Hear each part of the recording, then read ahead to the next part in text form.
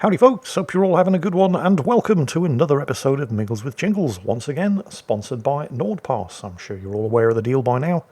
Head over to nordpass.com/jingles and use code JINGLES, link in the video description, to get yourself a 2-year NordPass premium plan plus 4 months for free. And if you try it and you don't like it, although I'm reasonably confident that you will, it's all covered by their no questions asked 30-day money-back guarantee. So, why do I need a password manager, Jingles? Well, you don't. Bloody hell, Jingles, you're not very good at this advertising thing, are you? Well, but it's true. Nobody needs a password manager. It's not difficult to come up with a really good password that isn't just password or 123456789. You just pick 3 completely unrelated words at random. Let's say, for example, Orange Centurion Autumn. There you go. That's your password. Nobody's going to guess it. And it's reasonably easy for you to remember. As long as that's the only one that you have to remember. Because what you don't want to be doing is using that same password on every website that you have a login. Because then one of them gets breached and all of them are vulnerable. So you make another one. Let's say Purple Passionate Castle. And then another one. And another one. And suddenly it's not quite so easy to remember, is it? That's where a password manager comes in handy. You can take that one password that's relatively easy to remember because it's so distinctive, and yet almost completely unguessable, and use that as the master password for NordPass, and then NordPass takes care of everything else. You don't have to use a password manager, but I think we can all at least agree that it does make things a lot more simple and a lot more secure. So, nordpass.com/jingles and use code JINGLES to get a 2-year NordPass premium plan plus 4 months for free, all covered by NordPass's 30-day, no questions asked, money-back guarantee. So, I have a bit of a confession to make. Well, actually, first of all, I'm coming down with a bit of a cold. Don't worry, it's nothing serious, I just feel a bit grotty, so if my voice sounds strange, that's probably why. But the confession, yeah. It turns out I'm a bit of a noob. I know. Don't all shout at once. So, yeah, how can I explain this? So this is World of Warcraft again. Well, this isn't. This is World of Warships. But I'm talking about World of Warcraft. Actually, it's not even really about World of Warcraft. It's just about what a dipshit I am. Right, so anyway, this weekend we were in the 10-man raid instance, Naxxramas.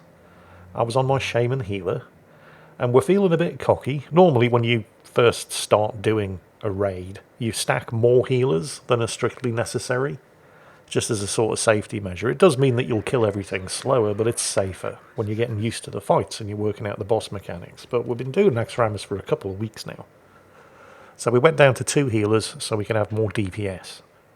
So anyway, cutting a long story short, if that's even possible for me, we're in the construct wing of the Naxxramas raid instance, and we're at the last boss in that particular wing. It's a sort of Frankenstein's monster thing called Thaddeus, and the way the fight works is that there are these 2 platforms with 2 little mini-bosses on them, and they both basically have to be killed within about 30 seconds of each other, otherwise the whole thing resets and you have to do it again. Once they're down, the main boss, Thaddeus, becomes active, and you have to jump from the platforms where you killed the 2 mini-bosses down onto the ledge where Thaddeus is, and then you start fighting Thaddeus. It's actually a fun fight. I mean, aside from you have to kill the 2 mini-bosses at more or less the same time, and then which involves splitting the raid up into 2 groups of 5, 1 for each of the mini-bosses. The mini-bosses like to pick up whoever's tanking them at the time and then throw them to the other platform. So it's a really fun fight for the tank, and it's quite an interesting fight for the healer.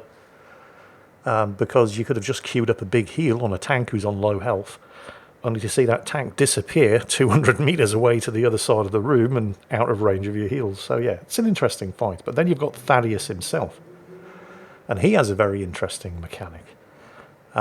He will basically do this thing called, I don't even know what it's called, but basically he puts an electrical charge, either positive or negative, I think it's called polarity shift, it doesn't matter, on everybody in the raid. And if all of the people with the negative charge are standing next to each other, they get a huge damage buff. And if all the people with a positive charge are standing next to each other, they also get a huge damage buff. But if there is anybody with a positive charge standing next to people with a negative charge, or the other way around, it's really bad news. You basically explode and kill everybody. So before you even start the fight, you have to make sure that everybody knows which side of Thaddeus you're going to stand if you have a positive or a negative charge. And he will then reverse polarity on, not everybody, some members of the raid. So you had a positive charge and then suddenly you have a negative charge and you're standing in the middle of everybody else who has a positive charge. So you have to move quickly to the other side of the boss to get to the side where everybody has the same polarity as you. So like I said, it's a fun fight. You have to pay attention and make sure that you're standing in the right place at the right time. But before you even get to that point, you first have to kill the 2 mini-bosses and then jump from the platforms down to the ledge on which Thaddeus stands. And this is the part that can be funny if you're one of the DPS members and you miss the jump, because you can miss the jump. And then you fall down into a massive puddle of slime, and then you have to go all the way back and around and then up to the platform and then try to jump down again. So that's, embarrassing and funny if you're one of the DPS. Potentially catastrophic if you're the tank or one of the only 2 healers. So you know where this is going already, don't you? You think you do. It's actually far worse than that.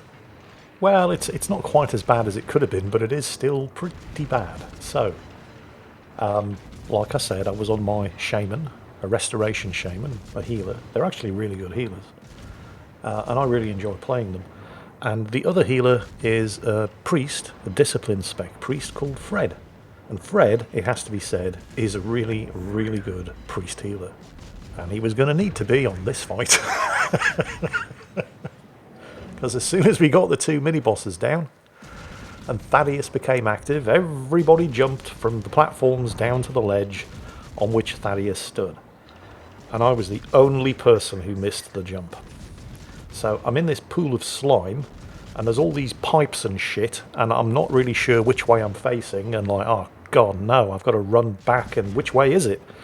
So they're busy engaging a raid boss with 1 healer. So Fred's working his arse off. Fortunately, he's very, very good. And I'm frantically trying to find out which way I need to go just to run out and then around and then back up to the platform and then jump onto the ledge where the boss is so I can actually join the fight and take some of the strain off the 1 healer who's trying to keep everybody alive. So I make it back up right at the moment where Thaddeus does a polarity shift, and one of the newer guys, one of the DPS who'd never even been in the raid before, ended up basically blowing up and almost killing everybody because he wasn't paying attention to the polarity shift. But Fred handled it. He got everybody back up to full health.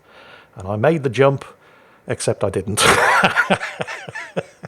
And I fell down into the slime again. So, shit. Quickly tried to orient myself, found the way out, went back, around, up onto the platform, and failed the jump again. And, not once, not twice, but 3 times. And Fred's almost out of mana. I made it up onto the platform for the 4th time, and I'm about to make the jump. And I don't know what it was that stopped me, but I suddenly thought, hang on a minute, what polarity do I have? Because I was on the right-hand platform. And the right-hand side of the boss is where everybody with the positive charge stacks. And just before I jumped, this could have been so much worse. Just before I jumped, I looked and realised, oh shit, I have negative polarity. So I'd made it back up onto the platform for the 4th time, but I couldn't jump because I'd blow everybody up as soon as I landed on the ledge with everybody with the opposite polarity to me. So Fred... It's like, come on, what are you waiting for? I'm out of mana here. I can't, Fred. I had to wait for the polarity shift. And I finally made it on the 4th jump. The boss was 75% dead at this point. I don't know how the hell Fred managed to keep everybody up. But I basically took over at that point. So he He more or less solo healed a 10-man raid boss for 75% of his health before dipshit here managed to actually get in and do the job that I was there to do. So, yeah, that was kind of embarrassing, but also kind of funny. But it was only kind of funny because we did it. We got the boss down, despite my best efforts at trying to screw the whole thing up for everybody. If we'd ended up wiping, it wouldn't have been nearly as funny. So, yeah, thanks, Fred, for covering my noob arse and allowing me to be able to turn this into a funny story rather than a, oh my god, Jingles, you utter... I mean, it's still, oh my god, Jingles, you utter idiot, but hey, it had a happy ending. We got the boss down. So, yeah. I've always been bad at that sort of thing in games. I mean, I'm generally pretty good at paying attention to what's going on around me. I'm rarely one of those people that's so focused on doing DPS or tanking or healing that they fail to realise that they're standing in bad shit that kills them. But if a fight requires precise movement, oh, yeah, it's hard work. And funnily enough, there is another fight in Naxxramas that requires precise movement. There's a boss called Hygen the Unclean in the Plague Wing, where there's a mechanic that everybody calls the safety dance. In fact, there's an achievement you can get if everybody successfully does the safety dance. The basic idea is that there's this big room with a load of cracks in the floor with an ominous green light coming out of them, and during the fight, the floor is basically split up into 4 sections. And only one section will not have nasty green shit come pulsing out of it, which might kill you, but will definitely do a lot of damage. So at various points throughout the fight, you have to do the safety dance, which basically involves not standing in the 3 of the 4 sections of the room where the floor basically turns to green poisonous lava. So you have to basically move from section to section on a very precise timer and be standing in a very precise spot, and I am utterly terrible at it. But what most raids do is they just mark somebody. They put a raid marker over somebody's head, somebody who knows their shit. And you just have to make sure you're standing on top of the person with the raid marker and follow them around. So it's relatively easy. Just never put that raid marker on me. Right? Or you're going to end up with a very, very expensive repair bill. So, yes, anyway. Moving on swiftly. What's going on in the world of PC gaming this week? Is anybody still playing Microsoft Flight Sim 2020? I have to admit, it wasn't that I didn't enjoy playing it, it was just that it was taking up so much hard drive space and I needed space for other things. So I ended up uninstalling it because I didn't really play it that often. But apparently, and it's not the first time I've seen somebody do this in a game, but you can now play Microsoft Flight Simulator inside Microsoft Flight Simulator. And what I mean by that is if you load up the Diamond DA-62 aircraft, it has a multifunction display in the cockpit, and you can play older versions of Microsoft Flight Simulator on the cockpit display of a DA-62 aircraft while you're playing Microsoft Flight Simulator. It's got the very, very first Flight Simulator from back in 1982 and all 3 of the subsequent games. And you can play out the entire 1980s of Microsoft Flight Simulator in Microsoft Flight Simulator 2022. And it's not the first time I've seen something like this in a game. If everybody can cast their minds back as far as... God, so long ago I can't even remember. Day of the Tentacle, LucasArts classic adventure game. The sequel to Maniac Mansion, an even more classic.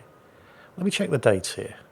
Yeah, Day of the Tentacle came out in 1993, and it's one of the highest rated games ever, with 10 out of 10 on Steam, 4.6 out of 5 on goodoldgames.com, and 4.8.5 on the App Store. And it was the sequel to Maniac Mansion, which came out in 1987.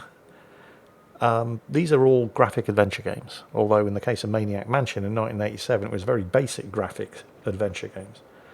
But Day of the Tentacle, one of the best games I have ever played. And in the mansion, or hotel, where the game was set, in one of the upstairs rooms, there was a PC. And if you clicked on the PC, it was running Maniac Mansion, the game upon which Day of the Tentacle was based. So in Day of the Tentacle, you could also play Maniac Mansion the 1987 title upon which Day of the Tentacle was based. And it's very, very basic, but actually not bad, pretty good. It was also a very, very highly rated game. And Day of the Tentacle still holds up today. In fact, a couple of years back, I went and replayed it because they have remastered them. And it's still an excellent game. I think it was the first game that I ever completed myself without any outside help, without having to resort to a guide or any kind of cheats or trainers or any kind of walkthrough. Mostly because I was on a 6-month Mediterranean deployment and there was no internet back in 1993. And there were no English language PC gaming magazines where you could get cover discs with guides and walkthroughs and solutions to the puzzles and stuff. So I basically had to figure it all out for myself. And it was so satisfying completing it that way. I mean, the puzzles in Day of the Tentacle weren't super hard. Some of them were fairly obvious, but some of them were fiendish. Let me give you some examples. Because the whole basic idea of the game was that early on in the start, the 3 playable characters, Bernard, Laverne and Hoagie, get split up across 3 time periods, with Bernard in the present, Laverne 200 years in the future, and Hoagie 200 years in the past. So they're all in the same place, but they're split up across 400 years of history. So, for example, in the future, where the tentacles have taken over the world and humans are just pets, Laverne is stuck in a cherry tree just outside the hotel. Can't get down. So in order to get Laverne down from the tree, you have to get Bernard to send a pot of red paint through the time toilet, don't ask, 200 years in the past, to Hoagie. So it turns out that 200 years previously, the hotel where the whole thing takes place was where the founding fathers drafted the US Constitution. Now, I can't remember the names of everybody who drafted the US Constitution. I'm not American, I don't know the names of the founding fathers. I think John Hancock was there. They're all characters in the game. Obviously, George Washington was also there. And George Washington, of course, was famous for the story. Well, he's famous for a lot of things, but one of the things he was famous for was the story about cutting down the cherry tree. And when asked, said, "Father, I cannot tell a lie, I was the one who cut down the cherry tree." So he's known for cutting down cherry trees. But Laverne is stuck in a kumquat tree.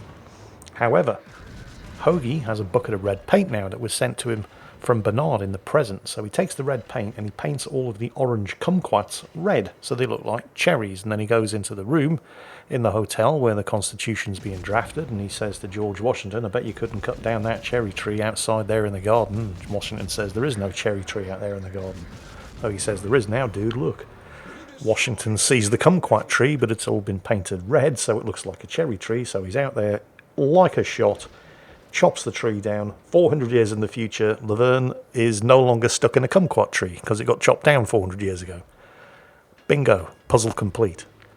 Great puzzles, all involving the use of time travel. That was one of the more simple puzzles, however. Let me give you an example of something a little bit more convoluted. So, let me see if I can remember how this one worked. So, 200 years in the future, Laverne needs to charge up her version of the time machine. The problem is, with the world taken over by the tentacles, they don't use the same electrical sockets as we do, so you can't just plug it into the wall. So, here's how you get Laverne's time machine powered up. In the present, Bernard, who has a hamster, but you can't put anything alive through the time machine. So, in the present, controlling Bernard, you go to the upstairs hallway in the hotel where there's a big ice machine, and you put the hamster into the ice machine. 200 years in the future, you have Laverne go to the upstairs hallway and grab the frozen hamster out of the ice machine.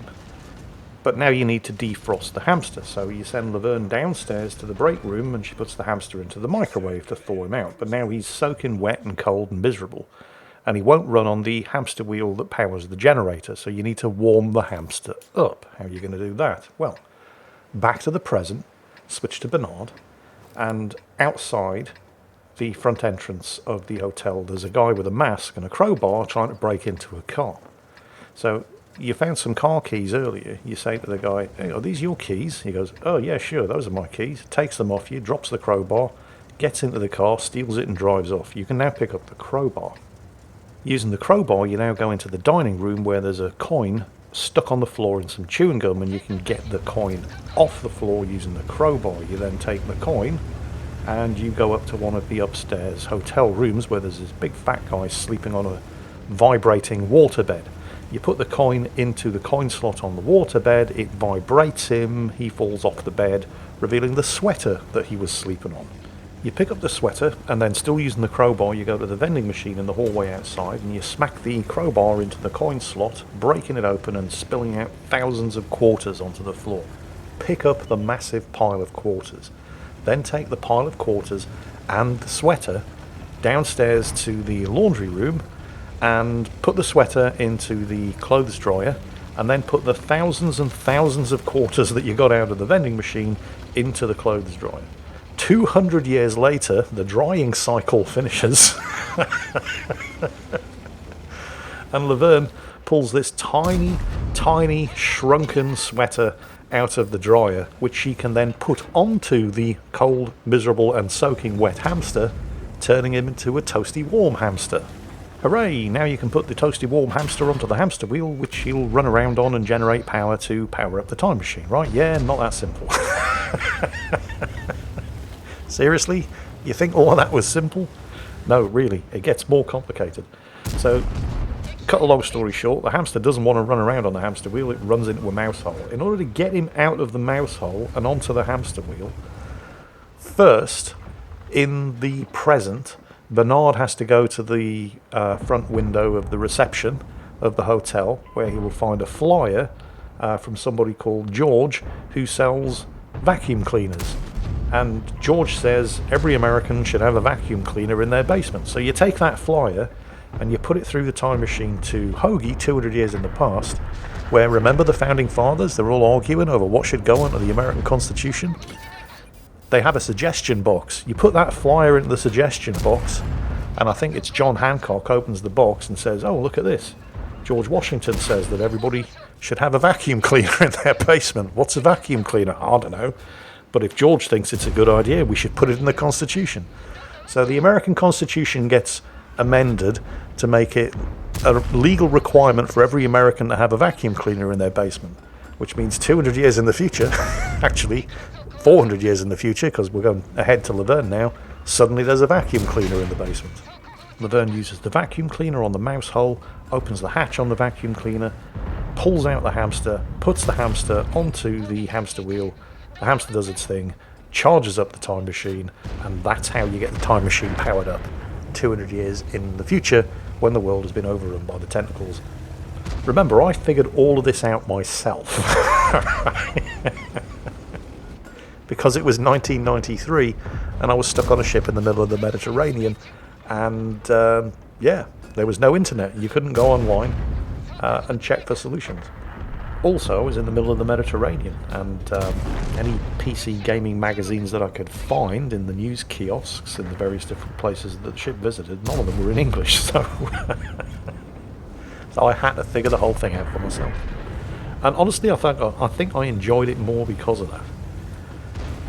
Fantastic game. They remastered it in 2016.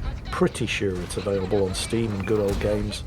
And it isn't going to cost a lot, because it's a really, really old game. Definitely recommend it. Any of the old LucasArts graphic adventures. Day of the Tentacle, Full Throttle, obviously The Secret of Monkey Island 2, The Chuck's Revenge. The third game, not so much.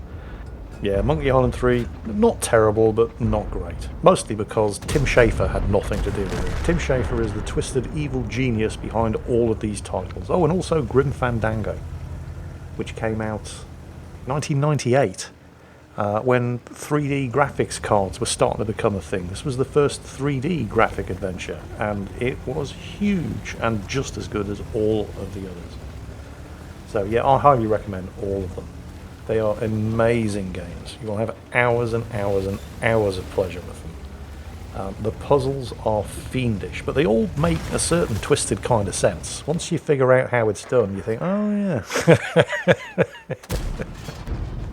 I mean, obviously, if you want to get a hamster to run around a hamster wheel 200 years in the future, you have to put them in the ice box for 200 years and then defrost them in the microwave and then put a few thousand quarters into the tumble dryer and stick the sweater in there and leave it on a dry cycle for 200 years to shrink it to hamster size. I mean, you know, of course you do. How else are you supposed to do it? I seem to be on a bit of a nostalgia kick today, don't I? All of these games that I hadn't played in like a decade. Wrath of the Lich King Classic as well.